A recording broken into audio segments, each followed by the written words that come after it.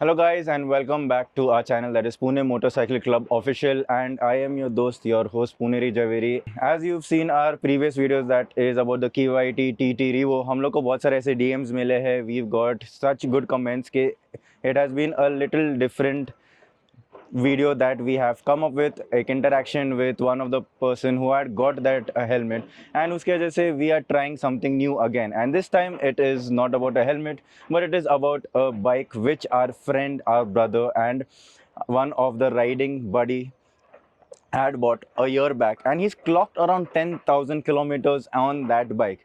Yes, as you can see in the frame, it is the Royal Enfield Himalayan 450 Hanley Black.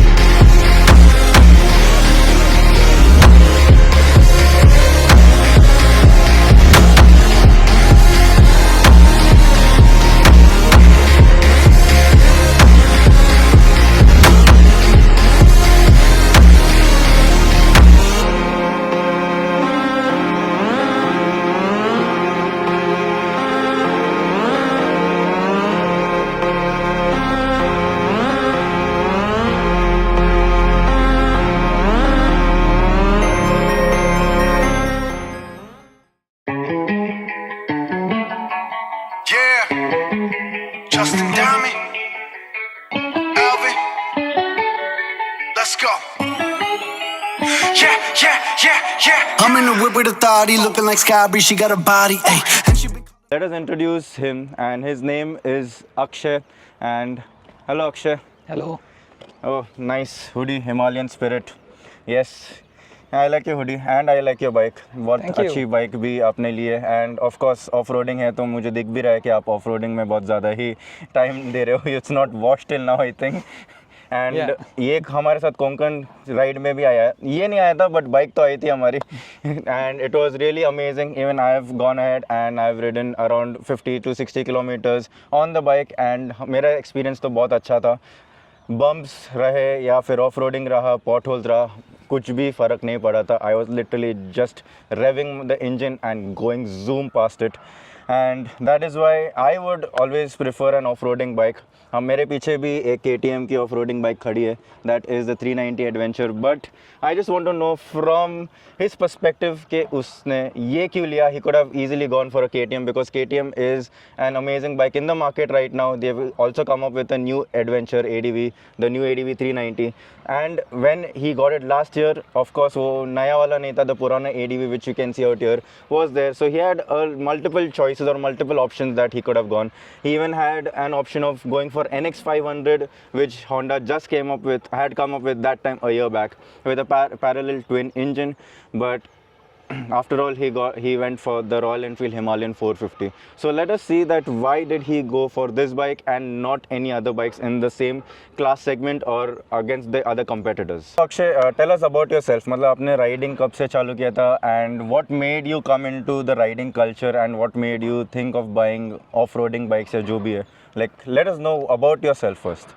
So I rode non-gears a lot, and then I wanted to shift to a proper ADV and ride long trips, because non-gears you can't ride long, and I realized that I enjoy riding alone. I enjoy riding in nice roads, nature, good nature and all. So what I did was I was actually looking for this bike, Adventure 390, but this was before lockdown. I couldn't get the test ride. Unlucky that time, 3 times I went to the showroom, Baner showroom, couldn't get the test ride. But then that time the competitor for this was 411, which was not really, to be honest, a real comparison, right? So post lockdown, there was a choice, new Himalayan. There was a lot of hype about this, and engine upgrade, much more power. The stand is different. It looks totally different from the 411. So now there was a real comparison between Adventure 390 and this one. One of the reason I did not went with 390 was the seat height. I am 5'9", and this has an option of actually lowering even further. So 805 seat height. But downside is actually this is top heavy. So yeah. I can relate to that. It is top heavy. It's heavy for me because when you're riding, you don't feel anything. But once you have to pull the bike back, you'll need a friend or two just to be like, "Arey, खींचो मुझे पीछे खींचो नहीं आ रही पीछे नहीं आ रही है." Happened And it. it has happened with me as well. Yeah. I'm like standing here और मैं बोल They should रहा have given a "अरे reverse भाई gear." कोई तो पीछे पीछे पीछे. And that is what Ultraviolet has come up with, a reverse gear. You just do that and it goes back. Anyway, Ultraviolet is very lightweight and it's electric, so we are not talking about that. We'll talk about the Himalayan itself because we don't want to go electric. We want to go either petrol or diesel. No electric, please. So what made you think of buying Himalayan? You already told that it has a better stance, it has a better, it looks better than the ADV, but I ride a KTM and I like KTM more than the Royal Enfield as well. But were there any problems or issues that you faced because you did not go with the KTM? No, I think when this bike was out, KTM was still running the old version, and to be honest, there were not upgrades to this bike, and the problem that I mentioned, the seat height, Yes. suspension quality, and one more is low end torque. This one also lacks low end torque, but comparatively much better. And to be honest, once I took the test ride was very short, but when it was in third gear and I pulled it, the power really amazed me. The another thing is my love for bike actually started from Thunderbird 500. So from Thunderbird classic. 500 to Continental GT, this has never been like, to be honest, love, the bike which you would probably love from the, like you can love for, Long period Continental of time. GT and all those, right? Of course. But this is utility bike. You can go really long distances, you can go off-road, and from that perspective, it's capable of doing a lot of things. In short, you were a fanboy of Royal Enfield because right from the time you've had your Thunderbird, you had Continental GT or the Interceptor, you had Royal Enfield in mind that नहीं चाहिए तो Royal Enfield चाहिए वरना कुछ भी नहीं चाहिए अपने को Royal Enfield ही चाहिए. Not true, to be honest, because NX500 was really a good choice, and I was actually, you could say bad part about Honda was at that point is they did not announce that NX500 was going to come out in January.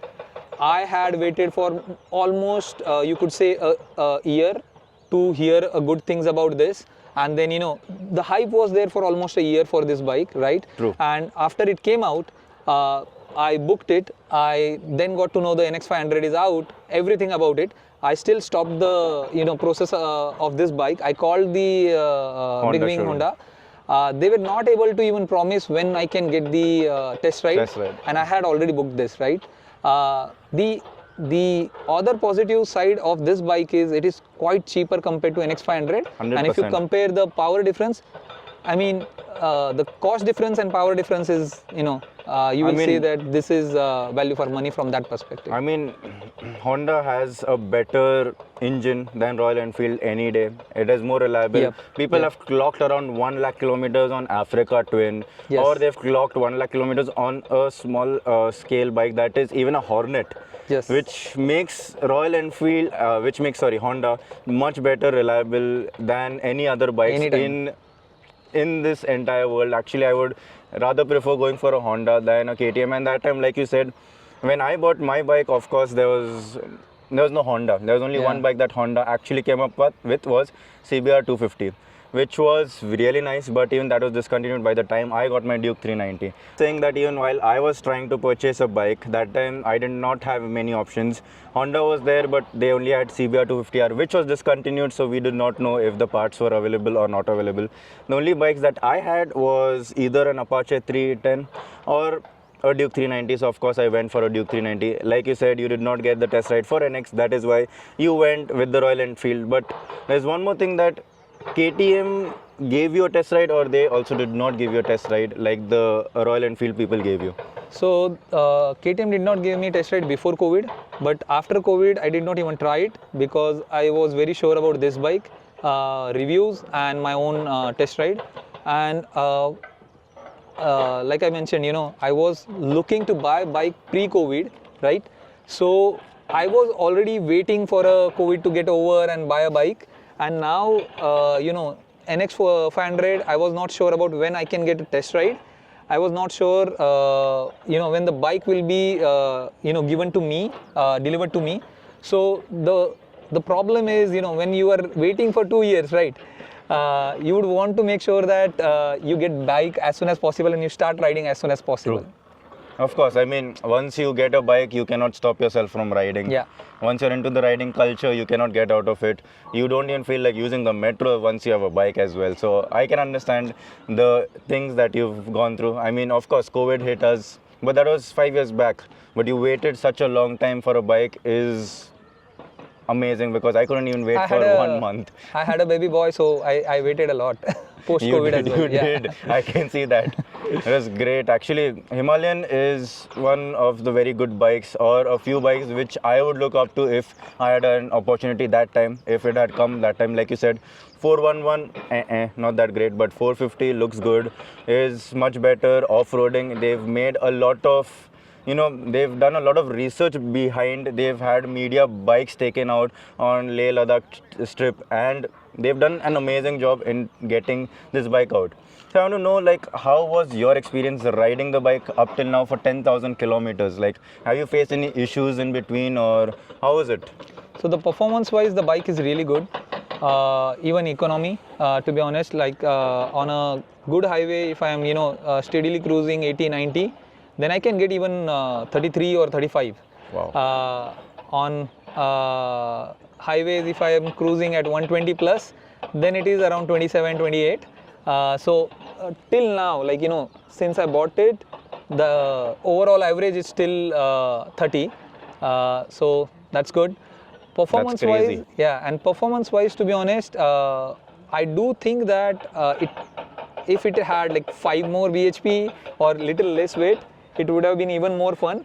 But there are ways people have reduced weight. I have added top box and rack and all that. I think I can reduce that and gain more performance. I think you've increased the weight instead of decreasing the weight. I can see, like, you've added so many things. Like, you've added, I mean, fog lights are of course necessary, but I don't know if you are riding with the top box every time in the city. Does not make sense to me. No. It does not make sense if you add or have your tank bag as well throughout the day or while riding in the cities. But other than that, yes, of course, you cannot just remove the fog lights every now and then. You have to have that. You have to have the crash guards, or it's going to be a really sad story if the bike falls down. But the in terms of pure performance, I guess if you compare it with older Himalayan, day and night difference. Pulling it on a highway to take overtakes, it's much easier. You could, like, on a third or fourth, it just flies. It does struggle to go from 120 to 150, but to be honest, I don't do those speeds. Only, like, once or twice I have done that. You shouldn't do those speeds at all. Please do not overspeed. It's always better. So yeah, from the performance perspective, I guess, great, to be honest. Like on off-roads as well, it pulls out really well. So it's reliable, as you are saying. Yes. But then why not Honda? Like I said, I was already waiting. Like pre-COVID, I started looking out for bikes. And then it did not happen. Yeah. So what do you say about the stability? Like, because I've heard that there are vibrations after a certain point, after a certain limit. There are. So the Gadi, so the bike vibrates, but it's in specific rev range and also at a specific speed band as well. So let's say I'm cruising post 90, then I do feel vibrations. To be honest, on a 6th, if I'm close to 110, that's when it's much more, and you feel it. The vibrations are not felt in the foot pegs. They are Okay. mostly, you feel them on Handlebar. handlebar. But yeah, but when you are doing like let's say 60 to 90, or even to be honest, like 100, without pulling it too much, you don't feel the vibrations. That's great. And what would you prefer? I mean, do you ride this bike in the city or do you use your Activa? No, I only do it this is only for weekends. So all the rides with group, or sometimes if I go solo, that's it. I don't use it for city rides. It's not that I can't use, I don't need it, but engine does heat up. So if you are in a traffic, I do think that you won't be that comfortable. The heat comes out on your right leg. Yeah, I mean, the engine is right there. So, of course, when you're going around 60, 70 and in the traffic, of course, If 30, you are on 40 and already it's hot right now, it's hot. Yes. That's going to be a very bad thing for your leg. In a bumper you to cannot even wear shorts while riding Yes. the bike. In a bumper to bumper traffic, you are mostly on a first or second. Then I don't think you can be on this bike for more than 30 minutes because of heat. But again, it's my observation. I think people have different tolerances. So Of course, I someone mean- who wants to use it and can manage that heat. Of course, everyone has a different perspective to what they are. That's why people, rather than going for Himalayan, go for the ADV or they go for the NX 500. So it depends, of course. And you've gone for this, of course, you might feel the heat. Even today, if I'm riding the bike, last time when we had taken it to Konkan and it was like a city kind of roads which were there, I felt the heat. It was like literally burning up my calves and I was like, बस हो गया बाबा side पे रुक जाते थोड़ी देर उसको भी थोड़ा चाय नाश्ता दे देते खुद भी चाय नाश्ता ले लेते हैं थोड़ा ठंडा हो जाते हैं अपन it was literally that way that I was like बस but it was nice I mean riding the bike. Yeah. So now that we've spoken about the bike, about you and about the reliability, how is the comfort of the bike? Comfort is actually, to be honest, it's the most selling point, or the most preferred choice should be based on the comfort. Seat, the stock seat is not that great, to be honest, because of the shape. But Himalayan does offer a touring seat, which is really great, and now they also have a rally seat, which is also great. But yeah, the stock seat, because of the shape, it's not that great for, like, let's say if you are want to do 500 plus in a day. So why didn't you go for a rally seat then? I do have a Oh, you do have a rally touring seat. Okay. I do have a touring seat. Unfortunately, someone played with it, cut it, so I need to fix it. So you're going to fix it or you're going to get a new one? Let's see. So the comfort is like you've also had a chance or an opportunity to ride the KTM, right? The Adventure Yeah. 390. Yeah. So which one would you prefer is more comfortable? The Himalayan. Yeah. And between the Himalayan 450 and the Himalayan 411? I haven't ridden the 411 that extensively, because now I would be biased, because the suspension of this bike, after doing 10,000, I just love it. Okay. 411, the experience is only test ride, and when I said about 390, I compared the test ride experience of them, but I heard from a lot of people that 411 in its own class has its suspension really well, but I guess to be honest, like between these three, and I haven't yet done NX 500 test ride, so far this suspension I haven't seen anyone beating this in terms of comfort. When you are doing, let's say, off-road, bad terrain, the way it absorbs the bumps, it's really great. And to be honest, you get to control the speed because of the suspensions as well.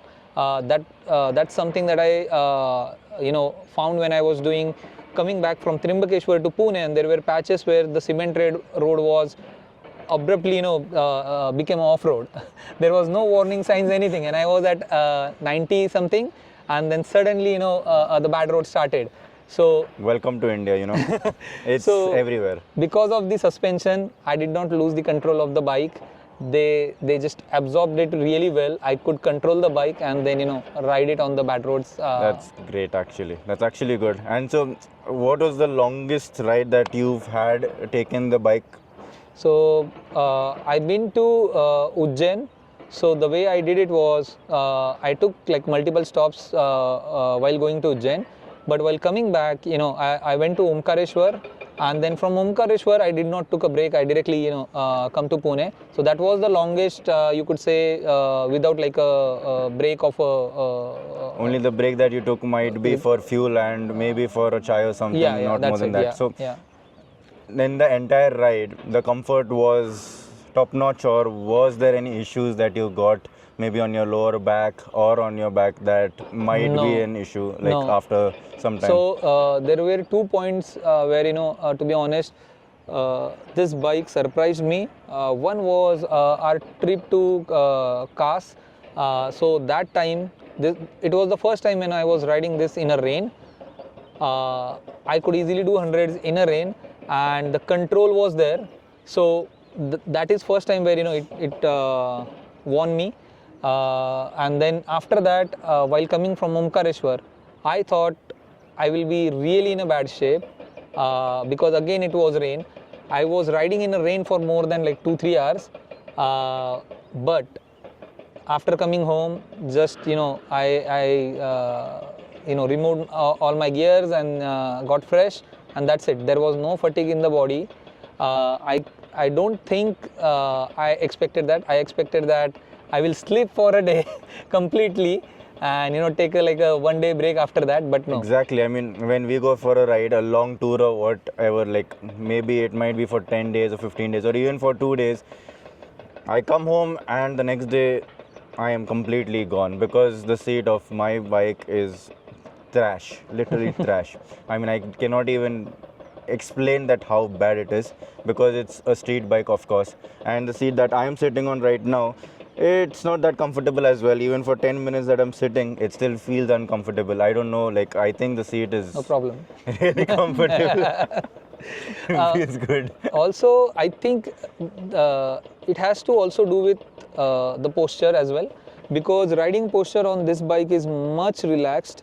I installed the handlebar risers, but without them as well, the posture was really good, and also it is easy to stand on this bike when there is a bad road, so you can easily absorb the bumps on the roads. Whenever there is a speed breaker, you just stand up instead of breaking down. Slowing down, right? That's what we do during our off-roading patch. We just stand up and just go on with it. Otherwise, we'll die like. It's always better that way. Yeah. So, Talking about the comfort, of course, your bike is more comfortable than the KTM Adventure as well.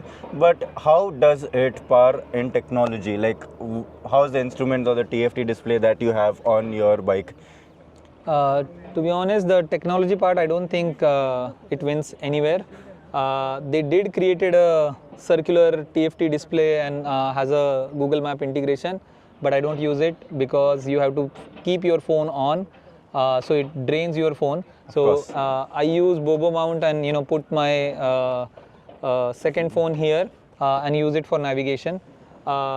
Other than that, the circular display can show like basic things. The layout is pretty good. You could see rev count, gear, speed. That's all good.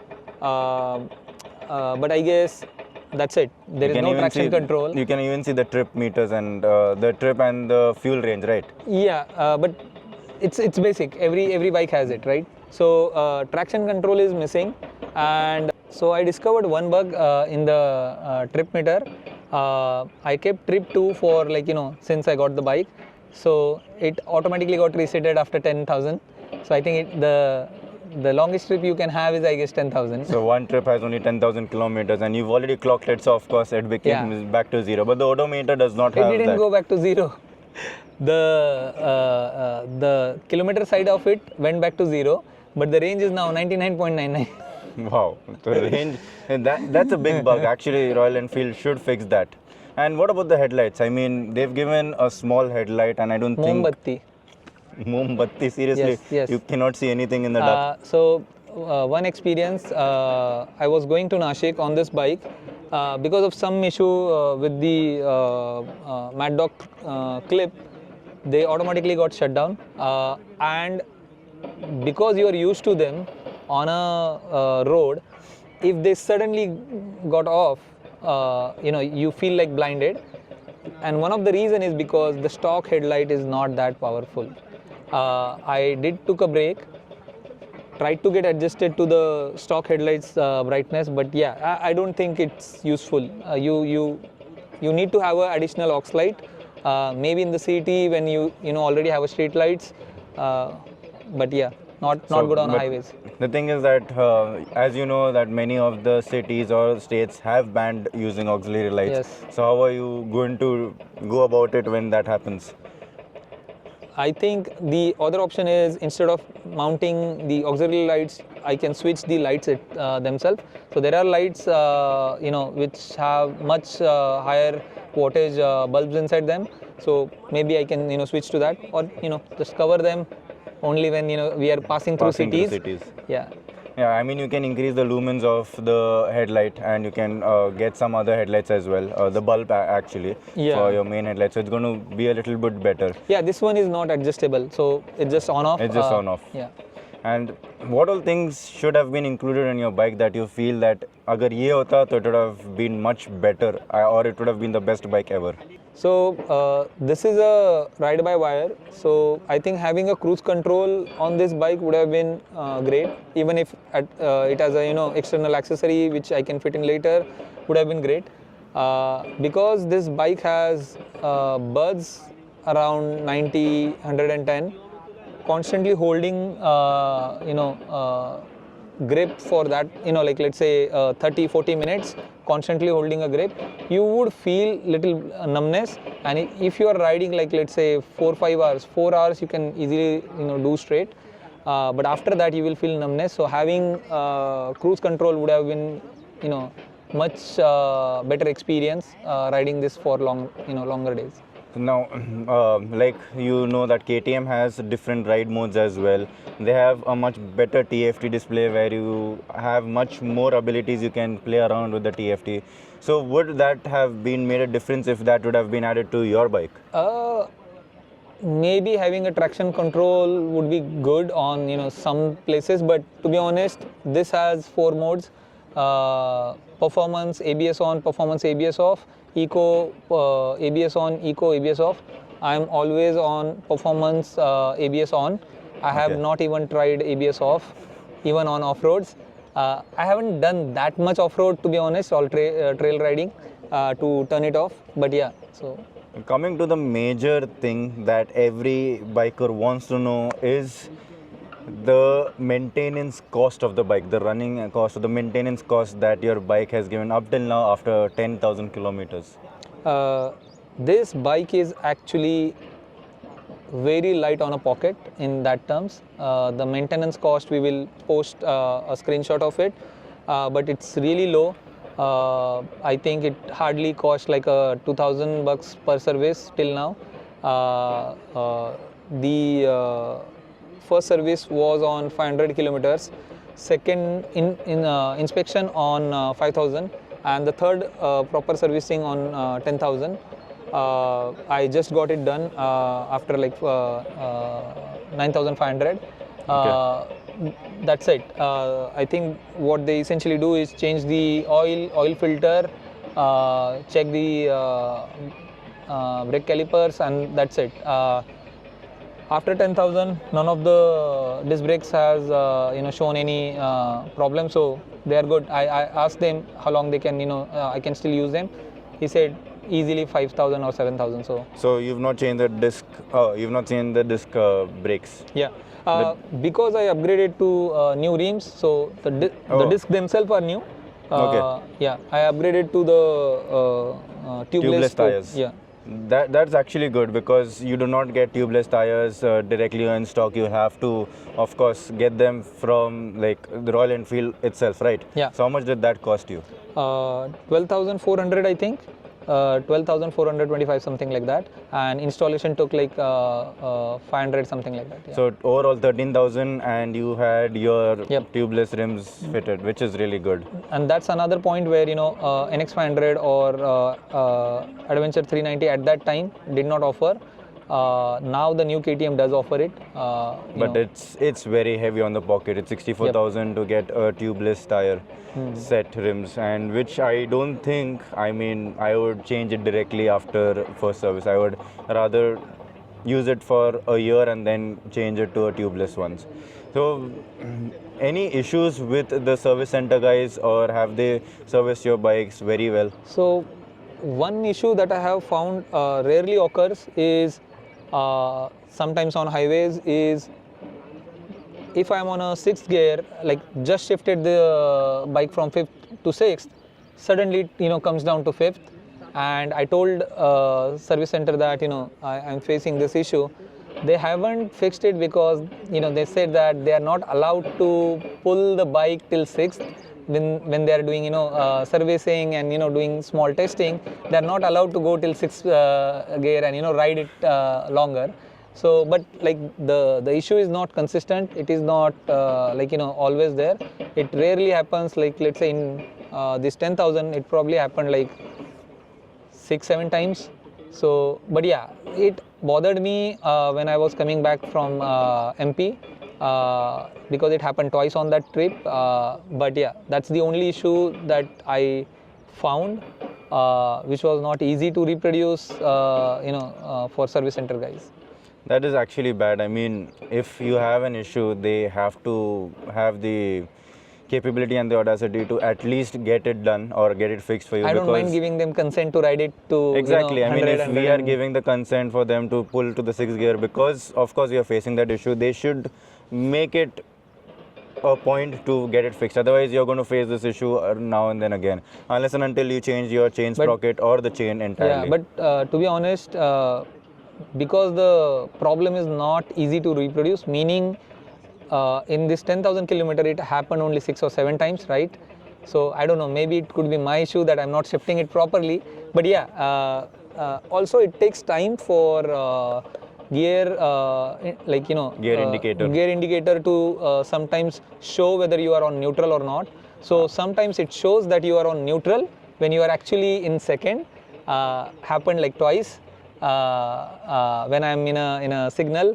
I thought I'm on a neutral, so I let go the clutch and it stalled. I stalled it. That's every biker's issues. Like getting the neutral is a very difficult job. No, but the gear indicator showed that I'm on a neutral. But it was in second gear it was and it just second. stalled. That is crazy. I mean, of course, there are many issues that, of course, Royal Enfield should get it fixed, or the service center guys should get it fixed. And all this we rely, of course, with the service center guys itself. So, of course, you have to rely on the service center guys for all the small inconvenience that we face, because that we look up to them to fix our bikes, and if they are not fixable, then I don't know what else can be done. Or maybe you could have gone for a third-party service center. Have you tried a third-party service center? Not really. I only did it once while changing the oil after I think 6,000, because in RE's manual 5,000 is just inspection. The oil changes after 10,000, but I was not confident in the default oil that they use. So after 6,000 I switched to Motul. That's the only thing that I got done outside.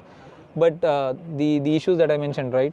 Those are very rare, hard to reproduce. So probably they might have to ride 1,000 kilometers to reproduce it, right? So yeah, that's true. That doesn't make sense then.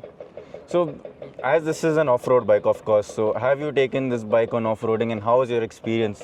So I don't actively seek bad roads or plan them, but yeah, whenever we are riding, if we see places where we can take our bikes easily, right? So let's say last Doom trip, so we took it into quite a off-road terrain. yeah, in grass and whatnot. So this bike does perform well in bad roads as well.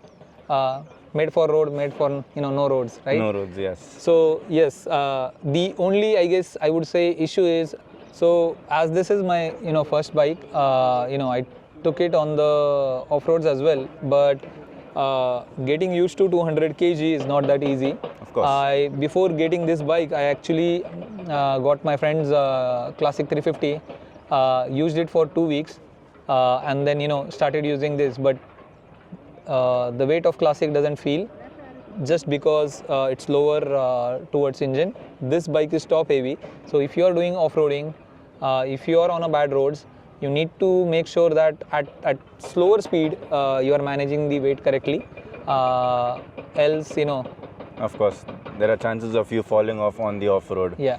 So have you like switched off the ABS and tried to go off-roading? No. No. Should have done it, but yeah, I haven't tried it. So you've not tried doing any of those No. things. And have you made any modifications to get your off-roading skills in a better way? Other than installing tank grip, I haven't done any modification so that I can have a better experience. Rather, I have made it worse by adding more weight, I would say. The knuckle guard, these are from Ari. These are really good. Recently installed them. But yeah, other than these, I don't think I made any modifications to make it more easier to do off-roading. So what do you actually like about this bike that makes you go wow?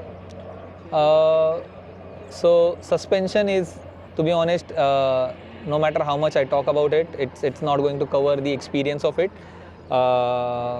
It's really great. The suspensions are really great on this bike. I think the only thing I would want to change on this bike for a better experience is tires. The stock tires, I feel that they are more like 80-20, so not good for off-roading. Maybe I would go with little bit knobbier, so that like say Pirelli Scorpion or Race Moto, something like that, to like 50-50 at least. Yeah, that actually makes sense, because of course it's an off-roading bike, and if these tires don't help you in off-roading, Yeah. then there's no point. So that is one drawback, right? And any other drawbacks that you see that would be like, ye gaadi chahiye hi nahi? Not like that, but the another drawback I would say is default windshield is much lower. This is their rally windshield, but again, this does not provide you enough protection against wind. I have a carbon racing windshield, which provides enough coverage from wind blast. I think, yeah. So it's not a deal breaker, because you can install it something Of course. from outside. But I would recommend that everyone at least go with the rally or carbon racing windshield, because the default one is not useful at all. So that's one bad thing. And I think when we were discussing about the speedometer, it was a little bit like you wanted traction control as well. So I think these two things could have been improved from Yes. Royal Enfield and could have been added to make it a better bike, I think. Yeah, traction control not that much, but of course cruise control is must have. I Cruise would control. say, yeah. Yeah, cruise control makes a huge difference, because when you're going for a long tour, like suppose in the coming few months we are going to go to Leh Ladakh.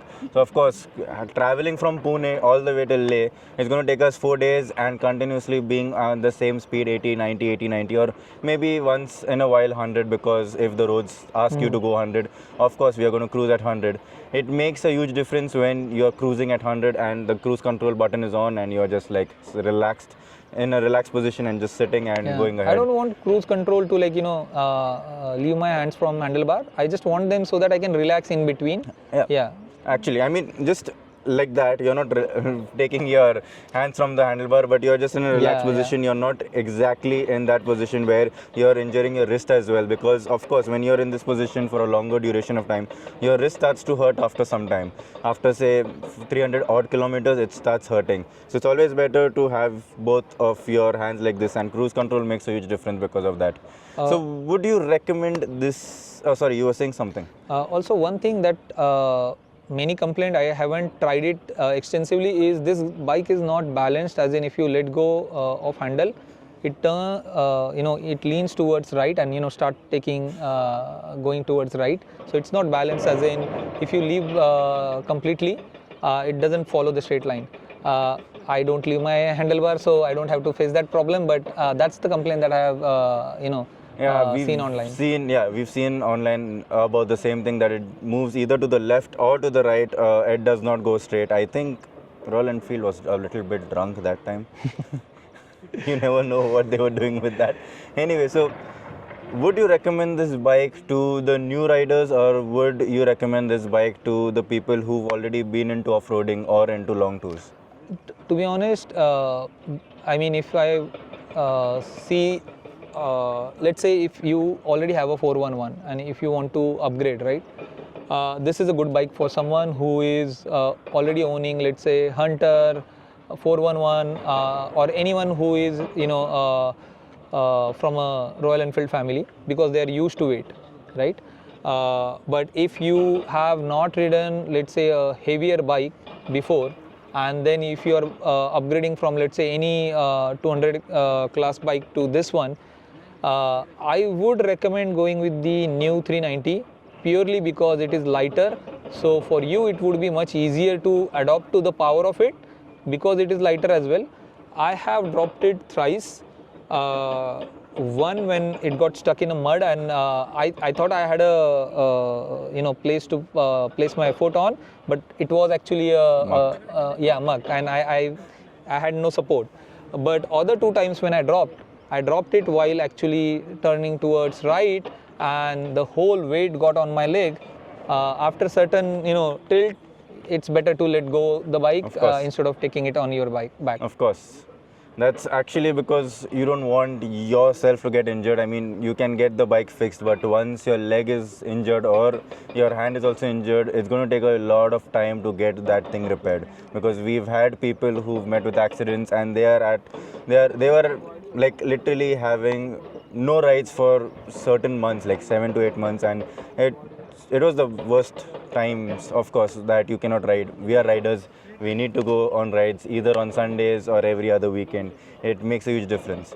It was nice talking to you, Akshay, and I mean, I would love to ride your bike more often, because Himalayan, of course, is a great choice for people, and it might make a huge difference now because ADV 390 has come up, like you said. The new 390 is much better because it has traction control, it has cruise control as well, and it is lighter than the Himalayan 450 as well. But only the thing is that I think KTM, of course, KTM issues still exist. Till now, they literally have so many issues. Himalayan, on the other side, you will find service centers of Royal Enfield in every city, but finding a KTM service center is very difficult. Finding spare parts is very difficult. On the other hand, Royal Enfield is up to that point where it's pocket friendly. You find all those parts available in each and every other city, or they make it available. So it's really great. Thank you, Akshay, for coming and talking about your bike. It was a pleasure meeting you. And of course, the Himalayan 450 is a really good upgrade. What do you guys think about it? Do let us know in the comment section. And also, do let us know that which content or which type of videos you would like to see in the future. Until then, ride hard, ride safe. Bye-bye. Take care. That Molly, yeah. Abu Dhabi, with a bad bitch look like Scotty, ooh. Right beside me, in the Phantom off that Molly, yeah. Abu Dhabi, with a bad bitch look like Scotty, ooh. Right beside me, in the Phantom off that Molly.